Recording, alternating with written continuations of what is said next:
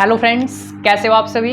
आपका स्वागत है आपके यूट्यूब चैनल क्रिएटिव स्टडी एके पर। आज भाई आप कैलकुलस का नेक्स्ट पार्ट करने वाले हैं और आज के इस लेक्चर के जो अपने टॉपिक रहने वाले हैं वो है कॉन्टिन्यूअस फंक्शन, डिसकॉन्टिन्यूअस फंक्शन और टाइप्स ऑफ डिसकंटिन्यूटी। इससे पहले जो लेक्चर्स अपन ने कवर किए हैं उनके अंदर भाई मैंने आप लोगों को एक्सरसाइज 1.1 कंप्लीट करवा दी है। इसके जो एग्जाम्पल्स हैं वो भी अपन ने कर लिए हैं। अब इसके अंदर जो टॉपिक्स कवर किए हैं, लिमिट की डेफिनेशन, एप्सिलॉन डेल्टा डेफिनेशन क्या होती है, उसके बाद इनफाइनाइट लिमिट्स क्या होती है, स्क्यूज प्रिंसिपल, ये one of the most important theorem है स्क्यूज प्रिंसिपल। पेपर में डायरेक्ट क्वेश्चन आता है स्टेट एंड प्रूफ स्क्यूज थ्योरम। उसके बाद भाई सम स्टैंडर्ड रिजल्ट्स थे जो अपन ने किए थे और उसके बेसिस पे जो क्वेश्चन थे बुक के अंदर वो अपन ने कंप्लीट कर लिए। आज अपन स्टार्ट करते हैं अपना टॉपिक जिसका नाम है कॉन्टिन्यूअस फंक्शन। उससे पहले भाई मैं आप लोगों को बता दूं, आप एक सीरीज लेके आए हैं, ठीक है। इस सीरीज के अंदर मैं आप लोगों को जो कैलकुलस है, कैलकुलस की जो बुक है प्लस जो मैकेनिक्स की बुक है वो कंप्लीट करवाने वाला हूं भाई।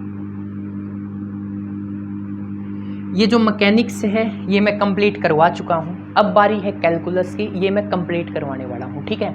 अब इसकी जो कॉस्ट है ना, ये भाई आप लोगों के लिए फ्री ऑफ कॉस्ट रहने वाला है, ठीक है।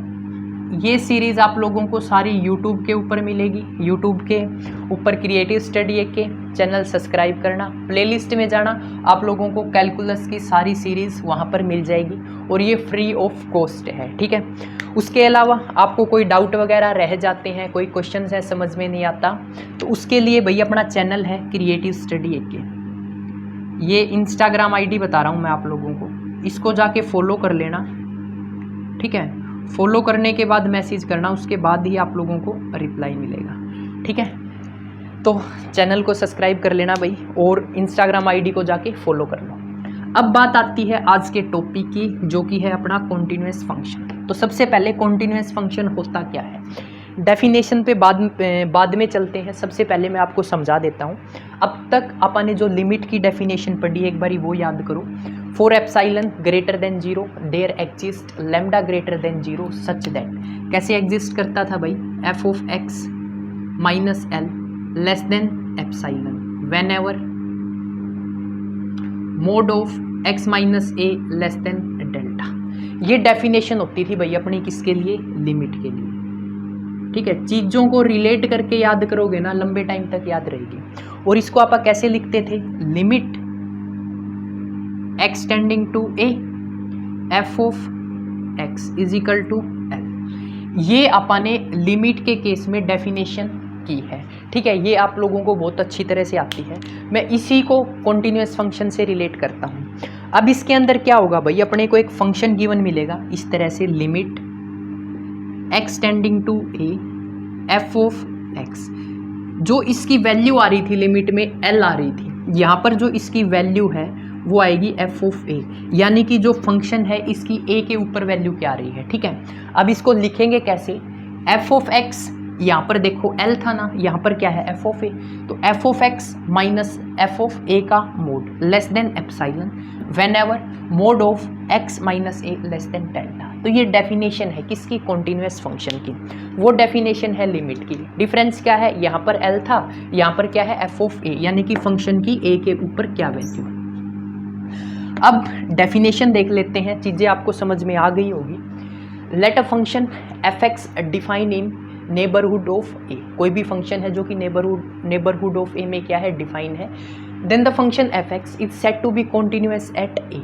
तो कोई भी फंक्शन एफ एक्स उसको आप ए के ऊपर कॉन्टिन्यूअस कब कहेंगे, if for epsilon greater than 0 there exist delta greater than 0 such that mod of f of x minus f of a less than epsilon whenever mod of x minus a less than delta.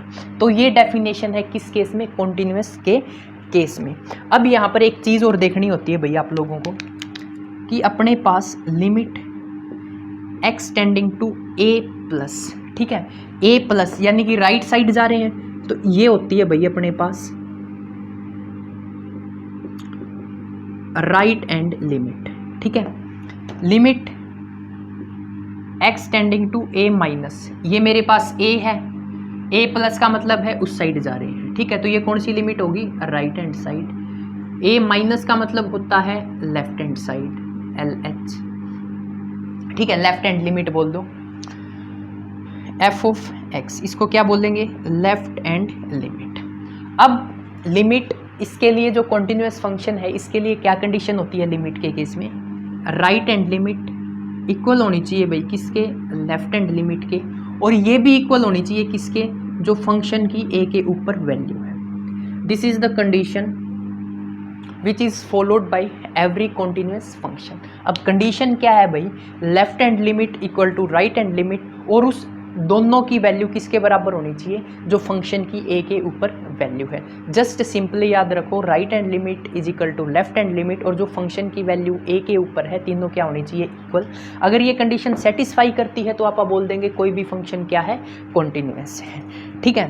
अब बात आती है कि discontinuous क्या होगा भाई, ये वाली कंडीशन, जैसे कि अगर right hand limit not equal to left hand limit, इसको भी आप क्या बोल देंगे, discontinuous function. Right hand limit equal to left hand limit, ये इक्वल नहीं है फंक्शन की ए के ऊपर, तो इस केस में आप क्या बोल देंगे, फंक्शन क्या है, डिसकॉन्टिन्यूस है। जनरली होता क्या है, अगर कोई भी फंक्शन ये कंडीशन फॉलो नहीं करता तो उसको आप क्या बोल देंगे, डिसकॉन्टिन्यूस फंक्शन बोल देंगे। अगर ये कंडीशन फॉलो करता है उसको क्या बोल देंगे, कॉन्टिन्यूस फंक्शन बोल देंगे। तो ये बेसिक सा डिफरेंस है भाई कॉन्टिन्यूस और डिसकॉन्टिन्यूस के बीच में। अब इसकी जो डेफिनेशन है डिसकॉन्टिन्यूस फंक्शन की, वो मैं एक बार लिख देता हूँ। ये जनरली भाई कई बारी 1 या 2 नंबर में पूछ ली जाती है, ठीक है। इसमें क्या होगा, discontinuous function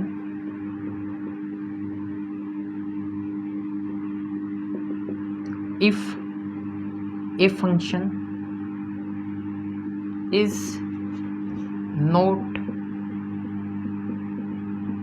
continuous at X is equal to A. अगर कोई भी फंक्शन भाई क्या है, ये पूरी लिख लेना, डिसकॉन्टिन्यूस। अगर कोई भी फंक्शन अगर कॉन्टिन्यूस नहीं है तो उसको आप क्या बोल देंगे, डिसकॉन्टिन्यूस फंक्शन बोल देंगे ए के ऊपर। अब यहाँ पर आपको पता होगा डिसकॉन्टिन्यूटी कैसे आती है, वो मैं बता चुका हूँ। जनरली कॉन्टिन्यूस के लिए अपने पास राइट हैंड लिमिट इक्वल होनी चाहिए लेफ्ट हैंड लिमिट के, और ये फंक्शन की जो ए के ऊपर वैल्यू आ रही है उसके क्या होनी चाहिए, इक्वल होनी चाहिए। अगर ये वाली कंडीशन फॉलो नहीं करती तो उस केस में आप क्या बोल देंगे, डिसकॉन्टिन्यूस फंक्शन। कैसे, एक एग्जांपल देते हैं भैया आप लोगों को। सबसे पहले देखो, जो कंडीशन फर्स्ट है, लिमिट एक्स टेंडिंग टू ए कर रहे हैं और एफ एक्स है, ये एग्जिस्ट ना करे। क्या ना करे, एग्जिस्ट ना करे। ये एग्जिस्ट नहीं करेगी तो फंक्शन क्या होगा, डिसकॉन्टिन्यूस होगा। ये नोट एग्जिस्ट लिख लो भाई, नोट एग्जिस्ट, ठीक है। अगर ये वाली कंडीशन एग्जिस्ट नहीं करती तो आप फंक्शन को क्या बोल देंगे, डिसकॉन्टिन्यूस बोल देंगे। सेकंड केस क्या हो सकता है भाई, राइट हैंड लिमिट मेरी लेफ्ट हैंड लिमिट के क्या नहीं है, इक्वल नहीं है। सेकंड केस ये हो सकता है। थर्ड केस क्या हो सकता है, राइट हैंड लिमिट और लेफ्ट हैंड लिमिट तो इक्वल है, बट ये इक्वल नहीं है किसकी, फंक्शन की ए के ऊपर जो वैल्यू है उसकी, ठीक है। ये कुछ कंडीशंस हैं जो कि डिसकॉन्टिन्यूस के केस में आती है, अगर ये लिमिट एग्जिस्ट नहीं करती। सेकंड, राइट हैंड लिमिट और left hand limit exist equal नहीं है, राइट हैंड लिमिट और लेफ्ट हैंड लिमिट इक्वल नहीं है। और थर्ड केस क्या है, राइट हैंड और लेफ्ट हैंड तो इक्वल है बट वो फंक्शन की ए के ऊपर जो वैल्यू आ रही है उसके इक्वल नहीं है। तो इन केसेस में आप बोल देंगे फंक्शन क्या है, डिसकॉन्टिन्यूस है। एक बार रिवाइज कर लेते हैं, फंक्शन कॉन्टिन्यूस कब होगा, जब राइट हैंड लिमिट और लेफ्ट हैंड लिमिट और जो फंक्शन की वैल्यू ए के ऊपर है तीनों इक्वल होगी, तो उस केस में फंक्शन को क्या बोल देंगे, कॉन्टिन्यूस। अगर ये इक्वल नहीं है या लिमिट एग्जिस्ट नहीं करती तो उस केस में फंक्शन को क्या बोल देंगे, डिसकॉन्टिन्यूस। अब बात कर लेते हैं टाइप्स ऑफ डिसकंटिन्यूटी के बारे में। तो ये जर्नली थोड़ा सा थ्योरी पार्ट है, मैं पहले लिख लेता हूँ, उसके बाद आपको करवाते हैं, ठीक है। अब जो नेक्स्ट टॉपिक आता है अपने पास वो है भाई टाइप्स ऑफ डिसकंटिन्यूटी, ठीक है। इससे पहले एक बारी जो अभी तक पढ़ा है उसको शॉर्ट में रिवाइज कर लेते हैं और यही आपको याद रखना है। सबसे पहले आता है भाई अपने पास कॉन्टिन्यूस फंक्शन क्या होते हैं, ये जस्ट आपको डायरेक्ट याद करना है, कॉन्टिन्यूस फंक्शन। अगर भाई मेरे पास right hand limit equal to left hand limit और जो फंक्शन की ए के ऊपर वैल्यू है, अगर ये सारी चीज़ें इक्वल होती है तो मैं किसी भी फंक्शन को क्या बोल दूंगा, वो कॉन्टिन्यूस है किसी भी पॉइंट के ऊपर। डिसकॉन्टिन्यूस के केस में क्या होगा भाई, डिसकॉन्टिन्यूअस के केस में, डिसकॉन्टिन्यूअस फंक्शन, इसके केस में क्या होगा, जो ये ऊपर वाली कंडीशन है ना, ये एग्जिस्ट नहीं करेगी। या तो राइट हैंड लिमिट और लेफ्ट हैंड लिमिट इक्वल नहीं होगी। अगर ये दोनों इक्वल है तो जो फंक्शन की ए के ऊपर वैल्यू आ रही है उसके इक्वल नहीं होगी। तो ये बेसिक सी बातें हैं जो आपको याद रखनी है। अब टाइप्स ऑफ डिसकंटिन्यूटी, ये टॉपिक आता है। पहले बात आती है पढ़ने की क्या ज़रूरत है भाई। तो जो आपके एग्जाम्पल्स होंगे ना, उसके अंदर डायरेक्ट क्वेश्चन पूछा जाता है। सबसे पहले कहेगा कि डिसकंटिन्यूअस फंक्शन प्रूफ करो, उसके बाद आपको कहेगा कि ये भी प्रूफ करो कि जो ये डिसकंटिन्यूटी है ये तो फर्स्ट काइंड की है या ये सेकंड काइंड की है या ये मिक्स्ड डिसकंटिन्यूटी है। ठीक है, जनरली डायरेक्ट क्वेश्चन पूछा जाता है कि ये भी बता दो कि ये जो डिसकंटिन्यूटी है ये कौन से टाइप की है। तो अब अपना जो फर्स्ट है वो है रिमूवल डिसकंटिन्यूटी। इस केस में क्या होता है, limit extending to a f of x, ये इक्वल नहीं आती भाई फंक्शन की जो ए के ऊपर वैल्यू है उसकी। रिमूवल डिसकंटिन्यूटी कैसे याद करनी है कि limit extending to a f of x ये इक्वल नहीं आती किसके, एफ ऑफ ए के। अगर ये वाली कंडीशन आती है तो मैं बोल दूंगा भाई जो मेरे पास डिसकंटिन्यूटी है वो कौन से टाइप की है, रिमूवल डिसकंटिन्यूटी है। उसके बाद सेकंड टाइप आता है डिसकंटिन्यूटी ऑफ सेकंड काइंड। इस केस में क्या होगा भाई, डिसकंटिन्यूटी ऑफ सेकंड काइंड में जो लेफ्ट हैंड लिमिट है और जो राइट हैंड लिमिट है वो क्या नहीं होगी भाई, इक्वल नहीं होगी। जो फर्स्ट काइंड की डिसकंटिन्यूटी होती है उसमें क्या होता है यार, साथ साथ बोलोगे तो याद हो जाएगा। रिमूवल डिसकंटिन्यूटी होती है उसमें क्या होगा, जो मेरे पास लेफ्ट हैंड लिमिट है और जो राइट हैंड लिमिट है वो इक्वल नहीं होगी। ठीक है, ये लिखा हुआ है लेफ्ट हैंड लिमिट और ये राइट हैंड लिमिट इक्वल नहीं होगी। ये फर्स्ट काइंड की डिसकंटिन्यूटी होगी। उसके बाद सेकंड टाइप की डिसकंटिन्यूटी ऑफ सेकंड काइंड। ठीक है, ये कंप्लीट लिख लेना, डिसकंटिन्यूटी ऑफ सेकंड काइंड। इस केस में क्या होता है भाई, या तो limit extending to A plus F X और limit extending to A minus F X does not exist, ये एग्जिस्ट नहीं करती।